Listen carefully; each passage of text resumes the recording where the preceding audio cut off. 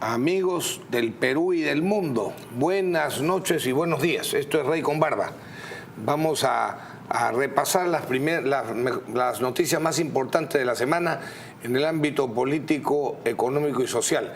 Y empezaremos pues por la que para algunos podría ser la noticia más importante de la semana. Del año. ¿Ah? Del año, de repente, sí. Sí. A ver, doctor Barba. Los caviares que se van a pisar entre ellos para tratar de besarle la mano a Mario Vargas Llosa. Así es. Bueno, Mario llegó ayer para celebrar su cumpleaños y para entregar libros en el Centro Cultural de Arequipa que lleva su nombre, ¿no? El PPK debería recibirlo no en su casa como lo ha hecho hoy, ¿no?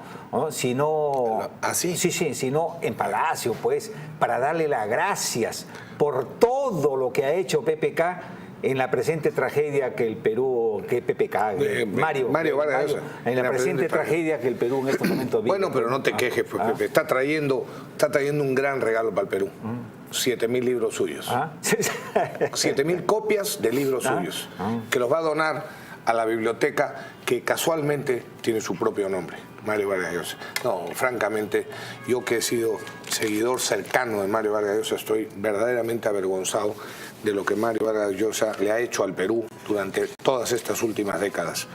Y la pregunta es, aparte de ello, ¿aprovechará? Siendo un hombre de tanta fortuna y aparte de ello, de tener un gran predicamento internacional, ni siquiera levantó su voz para pedir un poco de solidaridad con nuestro país, ¿no? Quizá ha venido como un turista más, a dejar unos libros y ya se va. Sí, quizá pensando bien, quizá no ha dicho nada y ha hecho una donación. Ojalá.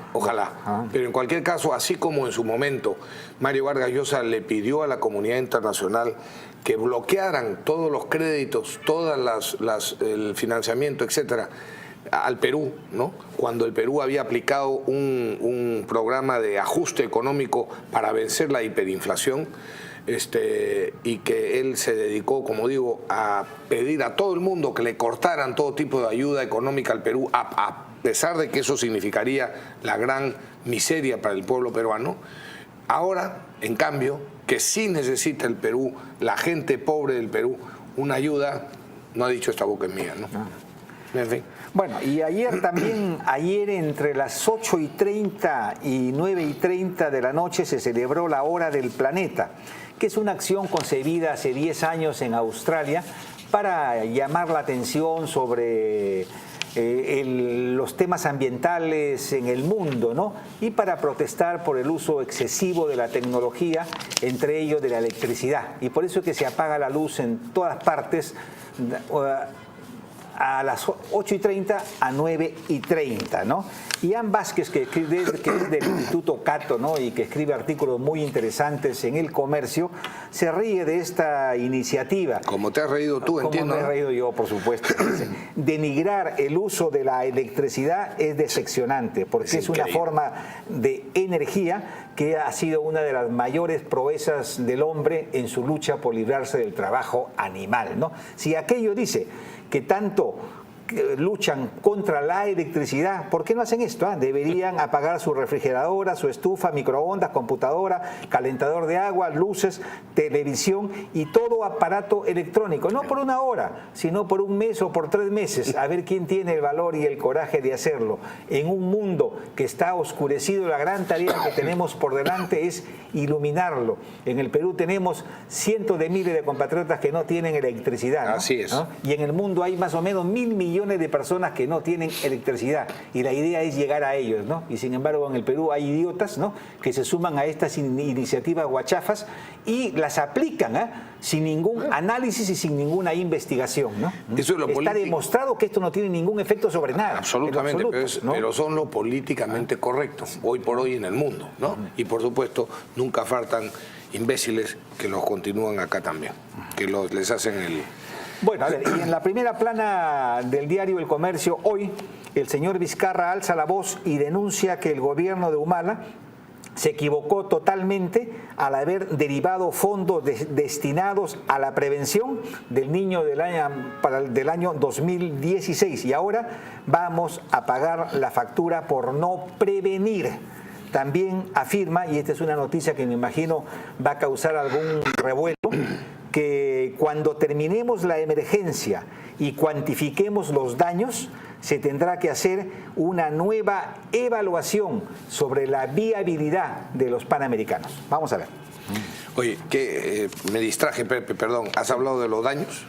Sí, sí. Ah, sí, de sí, los sí, daños. Sí, sí. Bueno, voy a aprovechar para comentar. Hace unos días el señor presidente de la República del Ecuador, el señor Correa, que es bastante demagogo, ¿no? Por supuesto, hizo una campaña, aprovechó para hacer campaña electoral, cosa que debería estar prohibida y no sé si lo está, pero en cualquier caso Correa hace lo que le da la gana y hizo una comparación entre el Perú y Ecuador, faltando a la verdad, mintiendo al afirmar que habían varios medios de comunicación en el Perú que habían dicho cómo es posible que Ecuador no tenga tantos daños como los tiene el Perú. Ahora bien, al margen de la manipulación política que hace Correa del tema... Es que, ¿qué pasa? En Ecuador van a haber elecciones en 6 días. Lo más probable es que el candidato del señor Correa pierda y él está aprovechando esta coyuntura para hacerle propaganda a su gobierno y, por supuesto, a su candidato, ¿no? Exactamente. Así es, ¿no? Exactamente. Ah. Pero al margen de la demagogia y de la falsedad que afirmó el señor Correa, no deja de tener razón en un aspecto, y sobre ese asunto escribe hoy día en el Perú 21, el periodista ¿Rospigliosi? No, el economista que tanto nos gusta. Mendoza. No, el economista español. Ricardo Lago. Ricardo Lago, no me sale. Bueno, no me salía el nombre. Nuestro amigo Ricardo Lago. Porque lo que afirma, y es verdad, es que luego del niño del año 98, a diferencia del Perú, Ecuador se embarcó en 6 programas realmente ambiciosos para proteger sus tierras de cultivo, sus carreteras y sus ciudades. Y bueno, ha conseguido efectivamente que hoy las ciudades, efectivamente no ha llovido tanto como en el Perú, pero tiene un sistema que tú lo has promovido, le has hecho propaganda, el sistema de alcantarillados, etcétera, en las pistas y veredas, tiene unas carreteras extraordinarias con peralte y además hechas de concreto, que es lo que se debe hacer para que no se hundan. Un sistema de drenaje que y un sistema importante. Y un sistema de válvulas y de compuertas que alivia los distintos flujos que pueden haber en los ríos para evitar las inundaciones de tierras, y ha sido eficaz. Y lo que llama especialmente la atención es que esto costará unos miles de millones de dólares, pero francamente, si recordamos los 5.400 millones de dólares que vamos a gastar en la inútil refinería de Talara, los 5.000 millones de dólares en lugar de 1.000 que vamos a gastar en la línea 2 del metro, los 7.000 millones de dólares que íbamos a gastar en el gasoducto, perdón, felizmente que por ahora se ha detenido, y los 3.500 millones de dólares en la interoceánica, y aparte de todas las coimas y sobrevaluaciones, realmente es traición a la patria, ¿no? Es traición a la patria de utilizar mal el dinero cuando podríamos hacer tanto con mucho menos. Y bueno, el gobierno ya está pensando en las tareas de reconstrucción y como siempre han caído en algunas contradicciones. Hace una semana PPK dijo que se iba a nombrar un SAR anticorrupción. No, reconstrucción. Un SAR de la reconstrucción, y luego comenzaron las críticas y, como es costumbre, PPK cambió de opinión y dijo, me han malinterpretado, ¿no? Y de ninguna manera nunca hablé de un SAR de la reconstrucción, ¿no? Bueno, eso es lo de menos. El asunto es que hay que crear una junta, ¿no? O algún responsable que se ocupe de esta tarea que es muy delicada, ¿no? Es muy delicada, ¿no? Y hay anuncios preocupantes sobre un nuevo niño que debería merecer un pronunciamiento oficial del gobierno, porque hay mucha gente preocupada al respecto. Es verdad, yo no creo en eso. Esto está corriendo fuerte en las redes sociales, y hay algunas personalidades que ya se han pronunciado, ¿no? Y de una u otra manera sería importante, repito, un pronunciamiento oficial, ¿no? Sí. Bueno, pero pensando en la reconstrucción, Fernando Rospigliosi, que se caracteriza por ser un político realista y frío, dice que no ve dice que duda que las cosas se hagan bien en nuestro país, ¿no? Dice, claro, dice, hay muchos optimistas que dicen esta es una gran oportunidad para que el gobierno demuestre su capacidad y su valía. Y Fernando dice... Algunos incluso han dicho, es el cielo ha puesto a PPK para que dirija la reconstrucción del país. Ya. Bueno, esto dice no va a pasar. Primero, porque el Perú no es un país rico y con grandes recursos disponibles. Y lo poco que tiene lo derrocha y desperdicia en inversiones descomunales como la refinería de Talara. Segundo, porque el Estado peruano es ineficiente y corrupto. El propio PPK lo reconoció cuando declaró que por eso no declaraba el estado de emergencia, sí, pues, porque si no iba a cundir la corrupción en toda la República. Lo que es, perdóname, una barbaridad que sea dicha por el presidente de la República. Sí, claro. Al margen de que sea verdad o no, y yo dudo de que sea verdad, porque la mayor parte de los peruanos no son sinvergüenzas, está bien, pero no lo puede decir, no lo puede decir una autoridad diciendo no declaro en emergencia, porque aquí todos los funcionarios públicos, o prácticamente todos, van a robar. Al menos no lo debe decir el presidente, ¿no? Claro. El presidente de la República, ¿no? Sabemos que es más o menos cierto, sabemos que es más o menos cierto, porque, discúlpenme, la mayoría, vamos a hablar, o al menos una gran parte, digamos así, de los presidentes regionales y los alcaldes provinciales y distritales son coimeros. Y la comisión del 10% no necesariamente no necesariamente por eso digo gran parte. No, ya, y en todo caso, muchas veces la corrupción no está en ese puesto, sino más abajo, en la escalera. Más abajo, ¿no? Pero eso está establecido y ese es un drama y ese es un problema con el cual tenemos que lidiar y ante el cual hay que encontrar alguna fórmula, ¿no? Porque así no podemos seguir de ninguna manera, ¿no? Tercero, la capacidad de gestión del Estado deja mucho que desear, como lo demuestran la falta de obras de prevención, que ya es una falta histórica, ¿no? Porque tenemos el fenómeno del Niño cada 2, 3 años y la nulidad del Estado es total, ¿no? Un ejemplo de lo ocurrido con la reconstrucción es lo de Pisco, ¿no?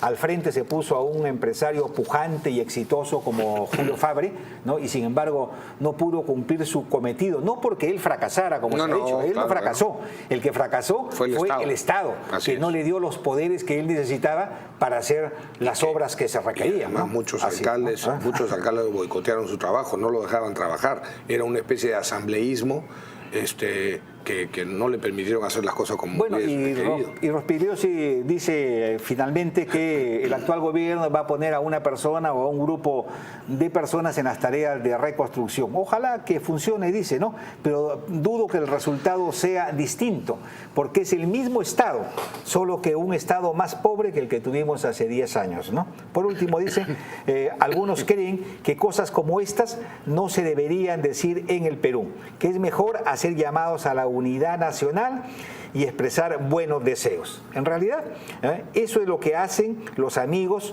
del gobierno, que son los medios de comunicación más poderosos que existen en el país, y es lo que hace también la prensa, digamos, aúlica o mermelera que tiene el gobierno a su disposición. Dejen pues que algunos periodistas como yo, dice Fernando Rospigliosi, como nosotros también nos incluimos, tengamos un sentido crítico en nuestras expresiones, ¿no? Porque creemos que eso es lo que el país necesita con urgencia, sobre todo para pisar suelo, ¿no? Y no hacernos expectativas, porque después la reacción popular podría ser muy fuerte, ¿no? Sobre todo teniendo en cuenta además que las críticas son lo que más ayudan a mejorar las cosas. Y las críticas sanas, buenas, como esta, ¿no? Las críticas son las que a uno le permiten identificar errores y, por tanto, mejorar su labor y sus acciones. Eso es lo que debería agradecer más el gobierno, en lugar de agradecer las felicitaciones o los artículos mermeleros, debería de agradecer ese tipo de artículos, por lo menos críticos, con fundamento. No el insulto, pero sí la crítica con fundamento. Oye, la planta de Huachipa. Hablemos un poquito de la planta de Huachipa, ¿no? Porque mucho se ha especulado al respecto. Alan García mandó varios Twitter diciendo de que le parecía inconcebible que el Perú, Lima, haya tenido un problema de agua, teniendo la planta de agua, la reserva de agua más grande de América del Sur, ¿no? Que es la planta de Huachipa. De inmediato los voceros de Humala han salido y han dicho de que esa planta tenía fallas estructurales, ¿no? Y por eso no se implementó. La verdad es que esa planta entró en crisis por falta de mantenimiento, porque Humala no quiso darle atención, porque se trataba de una obra de Alan García, y como bien sabemos, el señor Humala o los Humala odian a Alan García y no querían que Alan García levante una bandera o darle un poroto a la causa de Alan, ¿no? Y por eso fue que la boicotearon completamente. Y esto lo dice el titular de la Autoridad Nacional del Agua, el señor Abelardo de la Torre, quien denunció que la planta de Huachipa, que fue inaugurada en el gobierno de Alan García, no funciona porque Sedapal aún no instala las redes de tubería hacia el norte y el este de Lima. El señor de la Torre descartó que el deterioro de la estructura y los desprendimientos de bloques de los muros hayan afectado el funcionamiento de la planta de tratamiento de agua. Tuvieron fallas por mantenimiento, una reparación sencilla que no se hizo en su oportunidad. Y esto es responsabilidad básicamente de Humala y de Nadine Heredia, que por boicotear a Alan García fregaron a los limeños creo que por bastantes tiempos. Sí, efectivamente. La inversión en el Perú, ahora que hablábamos del futuro, ha caído de manera estrepitosa en los últimos 3 años. Decía hace unos días Roberto Abusada. El 2016 el país invirtió 10.000 millones de dólares menos que 3 años antes. Fíjate tú. Qué fuerte, ¿eh? El Perú no se encuentra ni en falencia económica, por el contrario, goza de una fortaleza envidiable, tiene baja deuda pública, tiene altísimas reservas internacionales y un déficit público reducido. Además, tiene amplio acceso al crédito internacional y una excelente calificación crediticia. El sistema bancario peruano es francamente de los más sólidos del mundo y el Banco Central de Reserva con una independencia de clase mundial. Entonces, pregunta Roberto, ¿será que faltan proyectos de inversión? Y se responde, claramente no. La Agencia Proinversión está repleta de proyectos de todo tipo, incomprensiblemente frenados por el gobierno anterior. Y yo añadiría, Roberto, desgraciadamente también por este gobierno, o por lo menos no destrabados por este gobierno, por el prurito de no ganarse enemigos, de no ejercer la autoridad. Un Estado disfuncional, dice, una burocracia inoperante y una degradada política nacional. Muy bien, solo hay una salida, creo yo, que el gobierno gobierne. Así de sencillo y así de complicado, porque yo no sé si con este gobierno va a ser posible o no, señor presidente. Y que descarte las monumentales torpezas del gobierno anterior. Por cierto, ¿no? Que los comentarios finales son míos, no de Roberto Abusada. Y de que efectivamente descarte las torpezas, porque ni siquiera eso ha hecho en algún, no mucho, pero en algunos casos, efectivamente. Y Luis García Miró nos recuerda que uno de los grandes riesgos de las corruptelas de las empresas brasileras o brasileñas en nuestro país es que se extiende un manto de dudas sobre la actividad empresarial en el Perú y sobre la economía de mercado que desde 1992 hasta el 2014, en que fue entorpecida por los Humala, tuvo las cifras macroeconómicas más impresionantes de América Latina, ¿no? Y este exitoso plan de recuperación, nos recuerda, ¿no?, está siendo cuestionado por los rojos, que dicen, por los comunistas, que dicen que el clima de corrupción se debe básicamente a la economía de mercado, ¿no?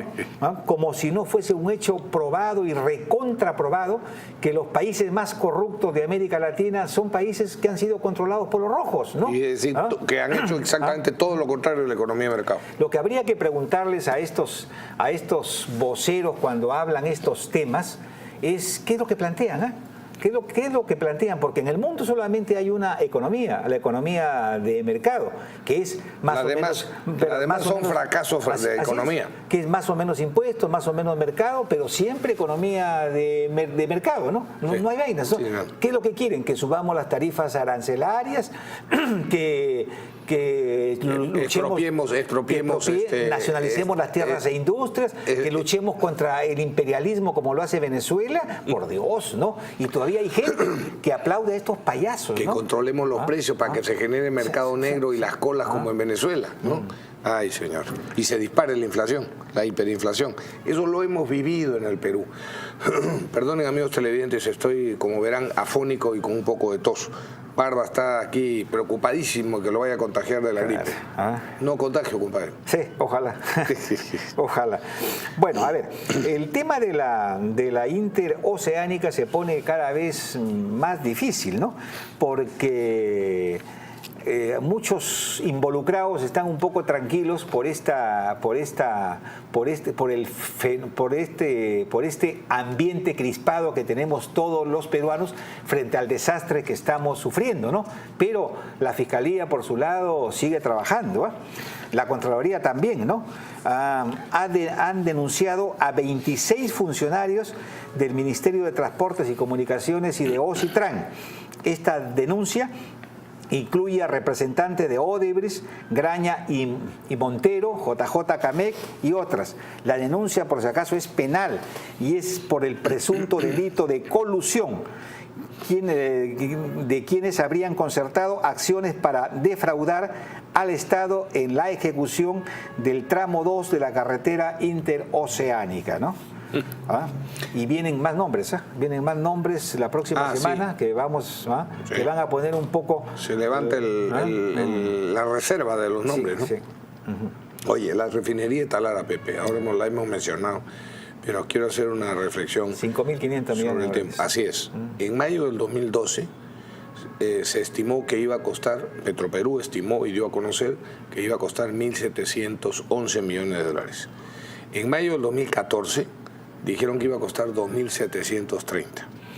Ahora está ya costando 5.400 millones de dólares. Y lo estamos, no crean, amigos, que eso lo paga el Estado, como si no fuéramos el Estado todos nosotros. Del bolsillo de los peruanos sale finalmente este pago. Tanto porque podrán decirme, no, es que Petroperú ha emitido o va a emitir bonos por 3.000 millones de dólares. Claro, pero esos bonos hay que pagarlos en algún momento después a quien los compre y pagar los intereses que generan esos bonos. Por tanto, finalmente somos los peruanos que con nuestros impuestos vamos a terminar, siempre terminamos pagando todos los costos que se refieren al Estado.